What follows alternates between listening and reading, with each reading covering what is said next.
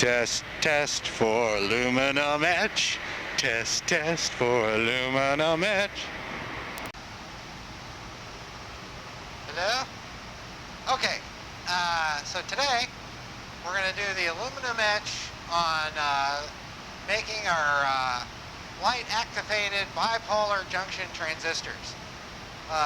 So I'm going to use aluminum etch. This stuff right here, aluminum etch 80, 15, 3, and 2. Not sure if you can see that. So that stands for the composition, which is phosphoric is the 80, water is the next one, it's 15, acetic, and then nitric acid. It's a very pleasant cocktail of your favorite acids, all to etch aluminum. So my wafer has photoresist on it. Photoresist has been baked. Oh, I forgot. I gotta go descum my photoresist in the March reactive ion etcher. I'll be back as soon as I do that. So this is kind of neat. I've got a microphone on me and you can still hear me according to the sound meter and the camera. So, got my proper personal protective PPE equipment. Yes. Face shield, gloves. Come on. Alright. So, aluminum etch needs to be warmed up a little bit so that it gets to a reasonable etch rate. So that's what I'm going to do next. I'm going to start warming up the etchant. I only need a little bit for my little baby 2-inch wafer. And I'm only doing one. So I'm going to go ahead and get that warming up while I get ready to go do the plasma etch. The descum step. Just cleaning up photoresist. Alright, so here we go.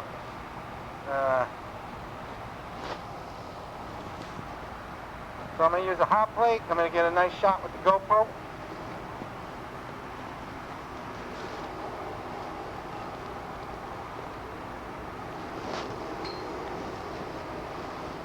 So first, I need a little bit of water to overcome the interlock on this hot plate, which has a little nitrogen bubbler over here. Not sure if that's going to show up or good. Yeah, it might show up, okay? So this is a little bit of water. It allows me to turn the hot plate on. I had low liquid level reset. The hot plate comes on. I find an appropriate container. I'm going to get one that already says aluminum etch on it. Yeah, here we go. Here's a nice one.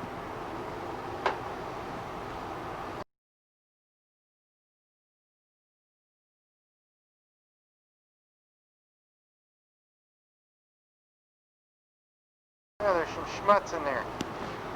That's not good. I'm going to rinse that out. This is kind of like a cooking show. Alright, one container for aluminum etch. Now to pour some aluminum etch. This stuff is pretty viscous.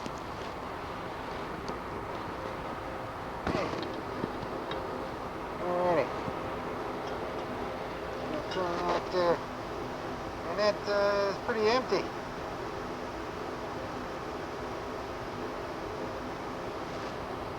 Alright. I'm going to have to waste some time rinsing that out.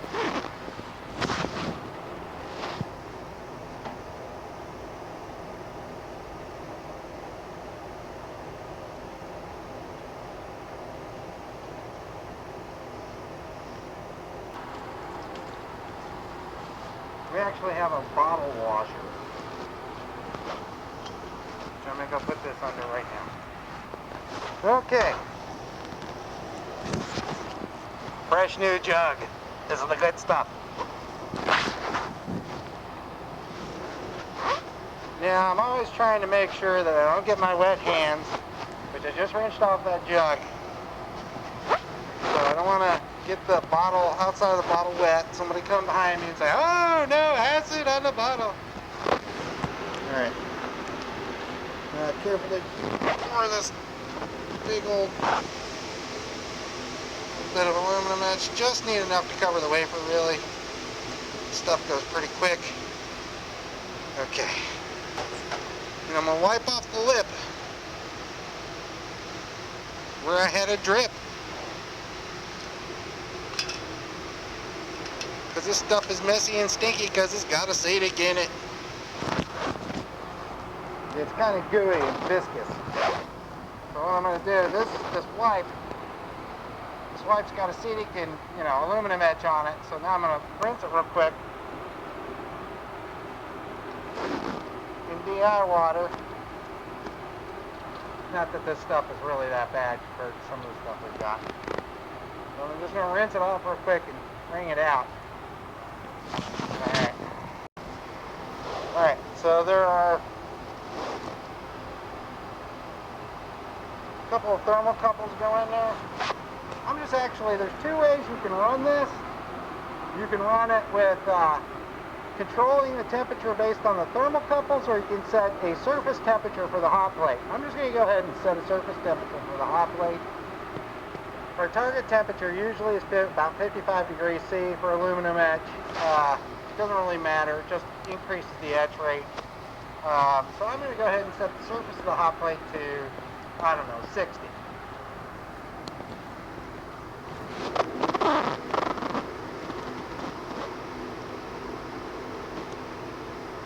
It's already at 50. Yeah, I'm just going to set it to 60. And enter.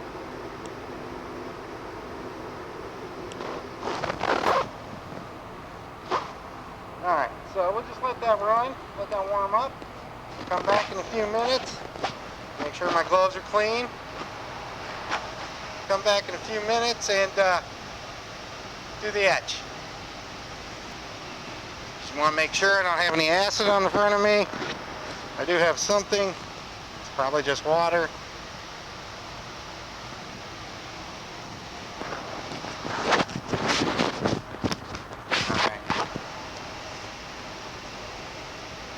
Clean as a whistle. Okay, now the aluminum etch is nice and warmed up, so I think it's at least the surface of the hot plate's about 60 degrees C, so that probably means the etching itself like 40 or something. Alright, so I'm going to plop this freshly descummed wafer into the into the etchant and pull it out when it's done. I'm going to go into the quick dump rinse, which is full of deionized water. And,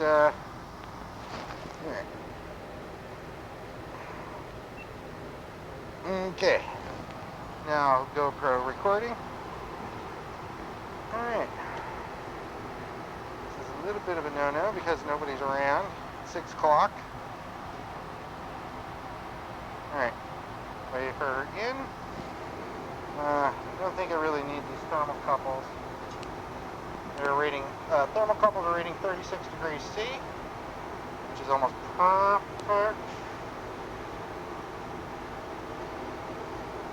Alright, get it, doesn't matter. Just please stay out of my way. So, it can get a little tricky to pull the wafer out right when everything is etched. So, there is a little subtlety to this. But hopefully I don't want to embarrass myself too badly. That goes in the aluminum etch, give it a little swirl. And just keep an eye on it. Sometimes it's good to agitate so that you get a more uniform etch across the surface of the wafer.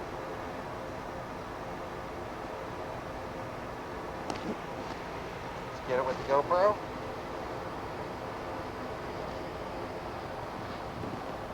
Undoubtedly, I will eventually, there it goes. Eventually, I will probably drop the GoPro into a vat of acid, and there it goes. Getting thin, starting at the edges. Alright, I'm going to set this down.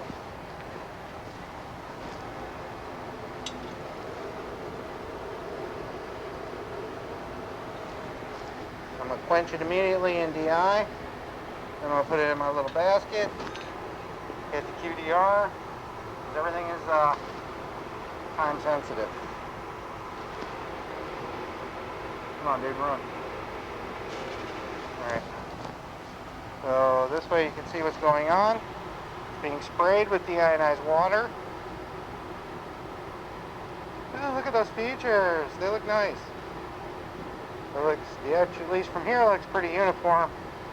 Guess we'll see for sure once I get under the microscope.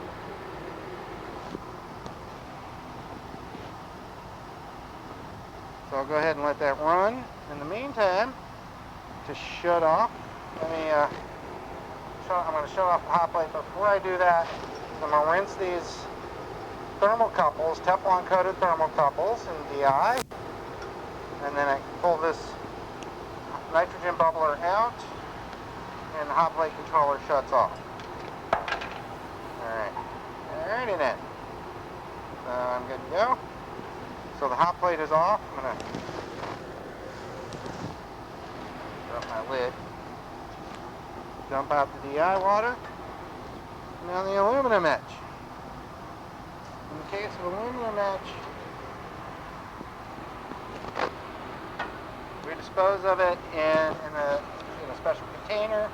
Our Department of Environmental Health and Safety comes and picks this stuff up and disappears it for us. Probably out in some swamp in New Jersey. A big barrel. I don't know. It goes away. So for that reason,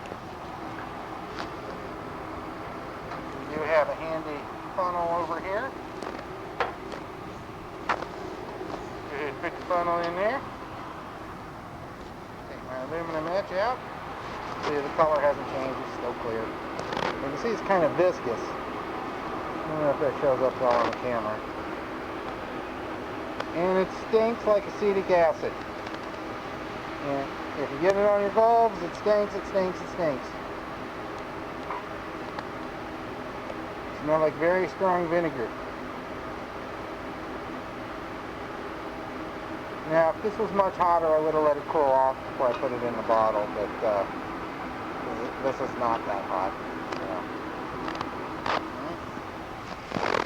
Once it's off, oh, it stinks.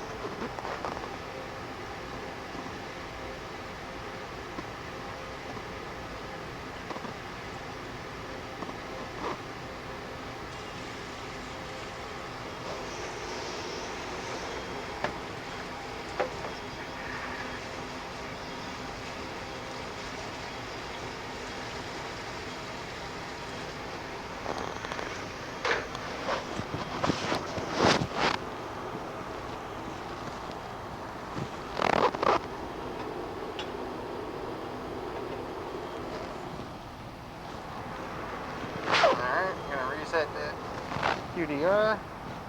Now I need a wipe.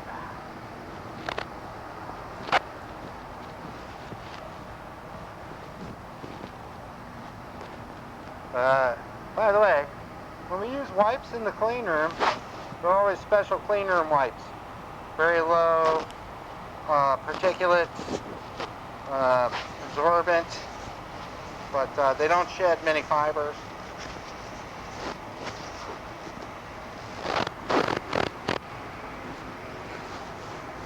Clean up after myself a little bit, and oh yeah, I'm gonna need a place to dry these wafers, or this wafer.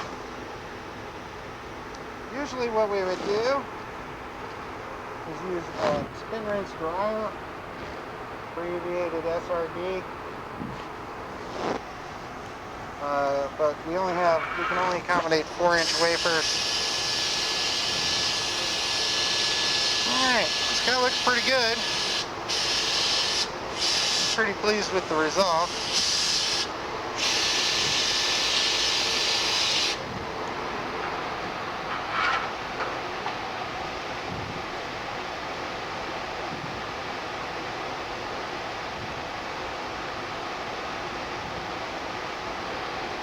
One thing I forgot to do, make sure my tweezers are rinsed really well. Dip the wafer. I could see that when, oh, you know what? I just realized. I don't think these peak tweezers like get along with aluminum etch very well.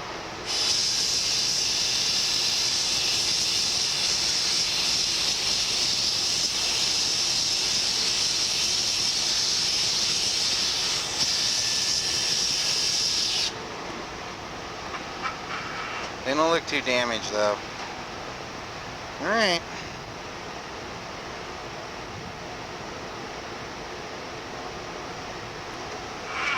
Still not dry.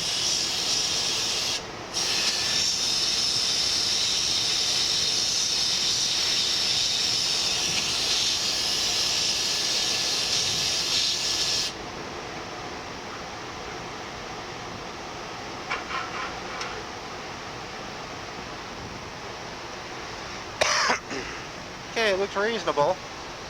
That defect on the corner's been there a while.